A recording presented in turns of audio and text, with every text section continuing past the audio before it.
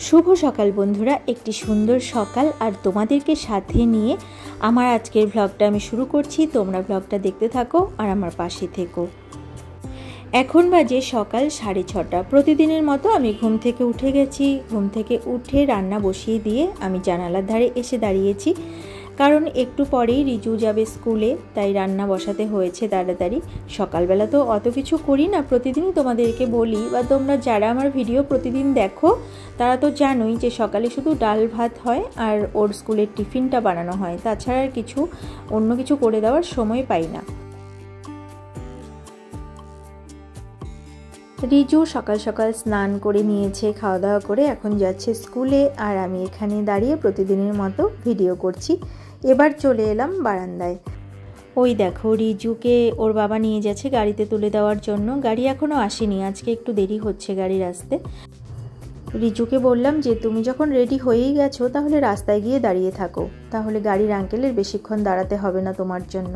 বন্ধুরা তোমরা কি খেয়াল করেছো ওই যে দেখো মা কুকুরটা ওখান দিয়ে আসছে, ও ওর বাচ্চাদেরকে দুধ খাওয়ানোর জন্য আসছে। কি সুন্দর টাইম এসে বাচ্চাগুলোকে খাইয়ে যায়। বাচ্চাগুলো বাড়ির ভেতরেই থাকে বেশিরভাগ সময়, আর দুপুরবেলাটা বাইরের দিকে থাকে। যাই হোক, এবার আমি চলে এলাম এইদিকে পাখিদেরকে খেতে দেওয়ার জন্য। সকালবেলা খেতে দেইনি, এখন 8টা বেজে গেছে। রিজু তো স্কুলে চলে গেছে, আমরা খাবো চা। তার আগে পাখিদেরকে একটু খেতে দিয়ে দিলাম। আর দেখো এই যে এখানে ধনেপাতাগুলো অল্প অল্প আছে, সব খাওয়া হয়ে গেছে। এ কটা আর তুলছি না, যেদিন দেখি যে ফ্রিজে ধনেপাতা নেই বা আনতে ভুলে গেছে কোনো কারণে, তখন এখান থেকে তুলে নিয়ে রান্নায় ব্যবহার করা হয়। আর বাইরের দিকটা আরেকবার তোমাদেরকে দেখিয়ে দিই। দেখো এখনও রোদের দেখা নেই, দেখে যেন মনে হচ্ছে শীত পড়ে গেছে, কিন্তু শীতও সেই রকম নেই, কিন্তু ঠান্ডার তেমন নেই। তো এবার চলে এলাম এইদিকে। আমার চা কিন্তু আমি বিছানায় রেখে গেছি, আর বিছানাটা এখনও পরিপাটি করা হয়নি। আর সকালবেলা না ঘুম থেকে উঠেই যে আমি বিছানাটা গুছাবো সেটার আর সময় পাই না। আমি চা খেয়ে নিয়ে তারপরে বিছানাগুলো পরিষ্কার করি। মশারিটা ওইদিকে টানানোই আছে। তো এখন আমি জানালা খুলে দিয়ে চাটা খাবো। চা খেয়ে চলে এলাম রান্নাঘরে। রান্নাঘরে এসে দেখো আমি আলু করলা ভাজাটা বসিয়ে দিয়েছি, নুন হলুদ দিয়ে দিয়েছি, আর একদিকে কিন্তু ভাত বসিয়ে দিয়েছি। এই দিকে দেখো ফ্রিজ থেকে এই সবজিগুলো বের করে রেখেছি। দিদি কাল কেটে দিয়েছিল, আর আলুগুলো কাটা ছিল তো কালো হয়ে গেছে। এই আলুগুলো অত কালো হয়নি, কিন্তু আলু পটলের ডালনা করবো যে সেই আলুগুলো কালো হয়ে গেছে। যাই হোক, একটু জলের মধ্যে রেখে দিই, যতটা পরিষ্কার হয় হবে। তো এক এক করে রান্না করে নেব।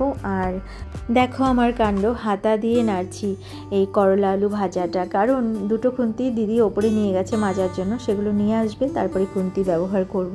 ততক্ষণে এই হাতাটা দিয়েই একটু নেড়ে চেড়ে দেবো। করলা আলু ভাজা আমার হয়ে গেছে, সেটা নামিয়ে নিয়েছি। এবার দেখো আলু পটলের ডালনাটা আমি করে নেব। আর না, রিজুর বাবার মশলা খাওয়া বারণ, তেল মশলা খুবই কম খেতে বলেছে। তো সেই জন্য না আমি তেল কম দিয়ে কিন্তু রান্না করার চেষ্টা করি। দেখতে খুব একটা ভালো হয় না রান্নাগুলো, যেহেতু তেল কম মশলা কম, তো খেতে খুব একটা খারাপ হয় না। আর যেটা খেলে শরীর ভালো থাকবে সেইভাবে খাওয়াই ভালো, দেখতে খারাপ হোক আর যাই হোক, তাই না? তো তেলটা একটু কমই হয়, মশলাটাও কম দিয়ে একটু পাতলা করেই রান্না করি। আলু পটলের ডালনাটা হতে থাকুক, ততক্ষণে আমি জামা কাপড় একটু প্রেস করে দেব। আর দেখো ইস্ত্রিটার অবস্থা, এই যে তারটা পুরো কেটে গেছে, আর এই কাটা জায়গাগুলো না হাতে লাগলে শক লাগে। আমার একদিন হয়েছিল, তারটা ভুল করে ধরে ফেলেছিলাম, আর পুরো এমন শক লেগেছিল, ভয় পেয়ে গেছি। আর একটু হলেই হয়তো যেতাম। তো যাই হোক, কিছু হয়নি। আর তখন রিজুর বাবা ওটা ব্ল্যাক টেপ দিয়ে পেঁচিয়ে দিয়েছে। আর এই যে এই জামাটা আমি প্রেস করব, এর মধ্যেই দেখি জামাটা ছিঁড়ে গেছে, মানে সেলাই খুলে গেছে। তো ওটা না করে আমি অন্য একটা দিয়ে দিলাম। এখন আর অন্য জামা আলমারি থেকে বের করার সময় নেই, হাতের কাছে এটা পেয়েছি, এটাই দিয়ে দিয়েছি। এখন আবার চলে এলাম রান্নাঘরে। আলু পটলের ডালনাটা আমার রান্না করা হয়ে গেছে। দেখো ভাত বেড়ে নিয়েছি আর ভাতটা ছড়িয়ে দিয়েছি। আর ভাত, আলু পটলের ডালনা আর আলু করলা ভাজা দিয়েছি, তার সাথে এখানে কিন্তু ওষুধ দিয়ে রেখেছি জলের মধ্যে, কাচের কাপটার মধ্যে। আর রিজুর বাবা খেয়ে নেবে। ততক্ষণে এই যে এই মিক্স তরকারিটা যে করব, এটা একটু ধুয়ে নিয়ে তারপর বসিয়ে দেব।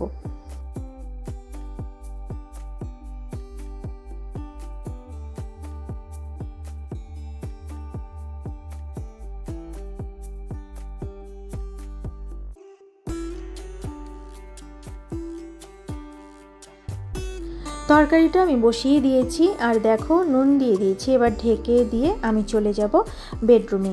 তখন যে তোমাদেরকে বলেছিলাম যে বিছানাটা গুছাতে হবে, চা খাওয়ার পরে বিছানাটা গুছিয়ে নেব, সেটা আর গুছানো আমার হয়নি। দেখো এইভাবেই পড়ে আছে, কারণ রান্না বসাতে না দেরি হয়ে গেছিলো। আর রিজুর বাবা আজকে একটু তাড়াতাড়ি অফিস যাবে বলে রান্নাটা তাড়াতাড়ি করে নিলাম। এবার আমি বিছানাটা গুছিয়ে চলে এলাম ঠাকুর ঘরে। আর রিজুর বাবা কিন্তু খেয়ে দিয়ে বেরিয়ে গেছে অফিসের উদ্দেশ্যে। গোপাল সোনাকে একটু কাছে থেকে দেখিয়ে দেবো তোমাদের, দেখে নাও আমার গোপাল সোনাকে, আর অন্যান্য ঠাকুরদেরকেও একটু দর্শন করে নাও। এবার আমি ঠাকুর ঘরে কেন এসেছি জানো? প্রসাদটা তোলার জন্য। তোমরা জানো প্রতিদিনই রিজুর বাবা পুজো দেয়, প্রসাদটা তোলার আর তার সময় হয় না, তাই প্রসাদটা আমাকেই তুলতে হয়। আর প্রসাদটা আমি তুলে নেব, তার আগে গোপাল সোনাকে ভালো করে একটু তোমাদেরকে দেখিয়ে দিই। দেখো কি সুন্দর লাগছে আজকে আমার গোপাল সোনাকে।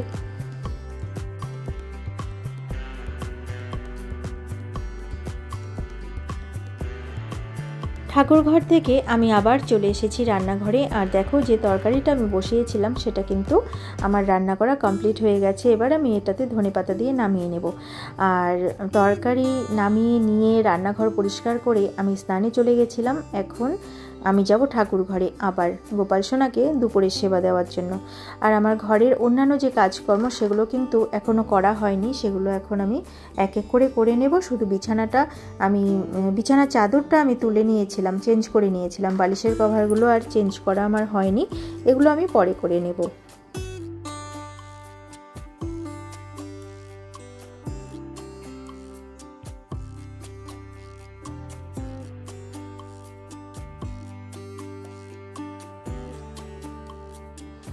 আমি চলে এলাম এবার ঠাকুর ঘরে। গোপাল সোনাকে দুপুরের সেবা দিতে হবে।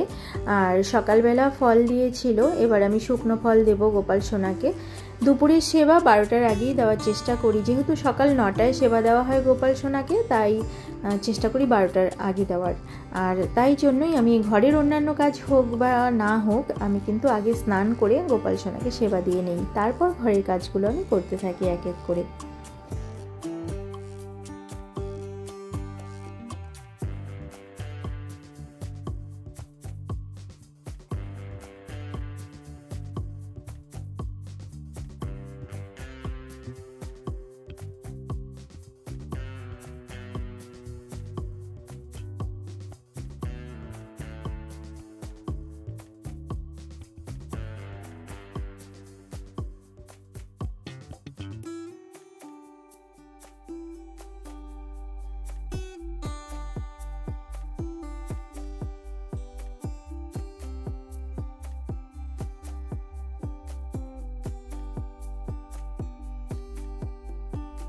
আমি এসেছি তুলসী তলায় জল দিতে, তার মধ্যে দেখতে পেলাম কুকুরের বাচ্চাগুলো এখানে খেলছে। তো ওদের খেলা দেখতে যে এত ভালো লাগে, সত্যি বাচ্চা মানুষেরই হোক আর পশু পাখিরই হোক, বাচ্চাদের আদব কায়দা সত্যিই খুব ভালো লাগে দেখতে। দেখো তো কি নিষ্পাপ, কত সুন্দর। আর ওই দেখো ওর মা এসেছে, ওর মা না মাঝে মাঝেই আসে, ওদেরকে খাইয়ে যায়, দিনে অনেকবার আসে, এসে বাচ্চাগুলোকে একটু করে দেখে যায়। আর কখনো বাচ্চাগুলোকে নিয়ে ওই রাস্তায় যায় না, যেতে দেয় না রাস্তায়। ওর পেছনে পেছনে যদি চলে যায় বাচ্চাগুলো, তাহলে আবার ওদেরকে এনে এদিকে রেখে তারপর যায়। জানি না, হয়তো ভাবে যে এখানেই ওরা ভালো থাকবে, সেই ভেবেই ওরা বাচ্চাগুলোকেও রাস্তায় নেয় না। আমি তুলসীতলায় জল দিলাম, দিয়ে চলে এসেছি ঘরে। এবার এই যে সোফার এই দিকটা আমি ভালো করে গুছিয়ে নেব, ওই টেবিলটাও গোছাবো।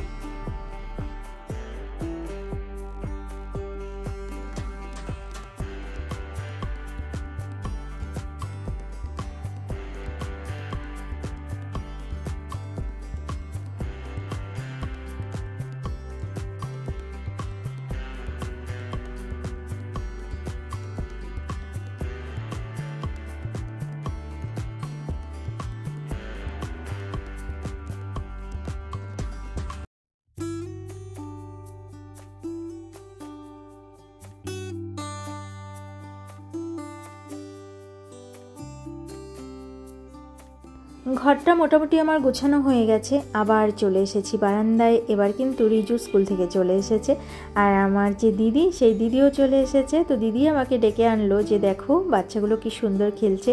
আর এই যে পাশের বাড়ি বৌদিদের বাড়িতে যে মাসি আসে কাজে হেল্প করে, সেই মাসিকে না এই কুকুরের বাচ্চাগুলো খুব চিনেছে।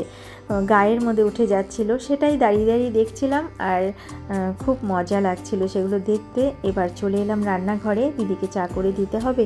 আর দিদিকে শুধু চা করে দেই না, আমিও একটু খাই। আবার দেখো শীতকাল পড়ছে যেহেতু অভ্যেস হয়ে যাচ্ছে দুপুরে আবার চা খাওয়ার।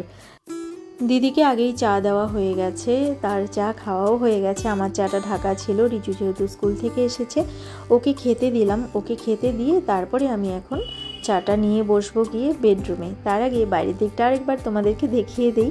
আজকে রোদ ওঠেনি তো, শীতকাল শীতকাল মনে হচ্ছে একদম, যদিও অত শীত পড়েইনি তবুও মনে হচ্ছে যেন শীতকাল। শুভ সন্ধ্যা বন্ধুরা, দেখো এখন কিন্তু সন্ধে হয়ে গেছে আর আমার সন্ধে প্রদীপ দেওয়াও হয়ে গেছে। রিজু পড়তে বসেছে, ওর টিউশন আছে, টিউশন যাবে, তার আগে ও পড়া করে নিচ্ছে। আর আমি সন্ধে প্রদীপ দিলাম। এখন আমি জামা কাপড়গুলো গুছাবো। রিজু পড়ছে তো, ওর পাশে থেকে আমি জামা কাপড়গুলো গুছিয়ে নেব। এই যে চলে এসেছি বেডরুমে, জানালাগুলো এখনও বন্ধ করা হয়নি, দেখো বাইরে অন্ধকার হয়ে গেছে। আর রিজুর সঙ্গে গল্প করছিলাম আর কাপড় জামাগুলো গুছাচ্ছিলাম।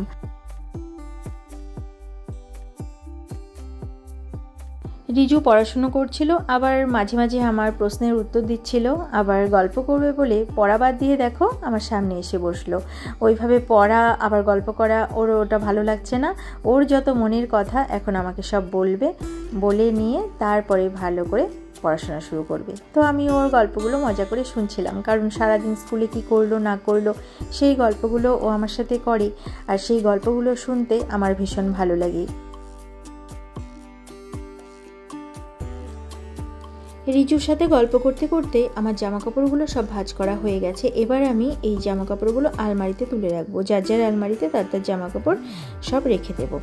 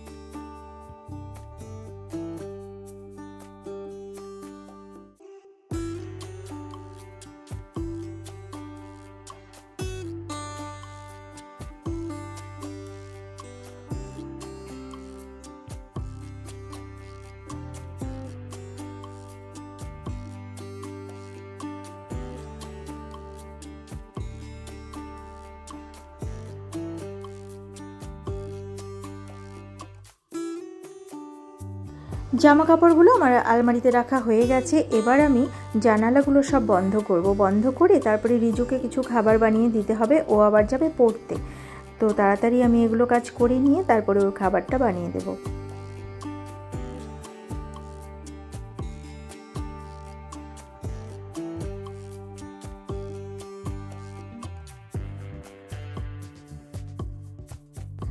রিজু এখন যাচ্ছে টিউশন পড়তে, ওর বাবা ওকে পৌঁছে দিয়ে আসবে। আর আমি চলে এলাম ঘরে। ঘরে এসে ঠাকুর ঘরে ঢুকে গেছি। গোপাল সোনাকে এখন দিতে হবে শয়নে। আর গোপাল সোনাকে রাতে আমি খেজুর দিয়েছি খেতে, ভোগে আর কি খেজুর দিয়েছি। আর বন্ধুরা, আজকের ব্লগটা আমি এখানেই শেষ করছি। আবার অন্য কোনো দিন অন্য কোনো নতুন ব্লগ নিয়ে তোমাদের সামনে হাজির হয়ে যাব। ততক্ষণের জন্য তোমরা ভালো থেকো, সুস্থ থেকো আর হাসি খুশি থেকো। আমার এই ব্লগটা যদি তোমাদের ভালো লেগে থাকে তাহলে একটা লাইক করে দিও। আজকের মতো এখানেই আসছি, ভালো থেকো তোমরা সবাই।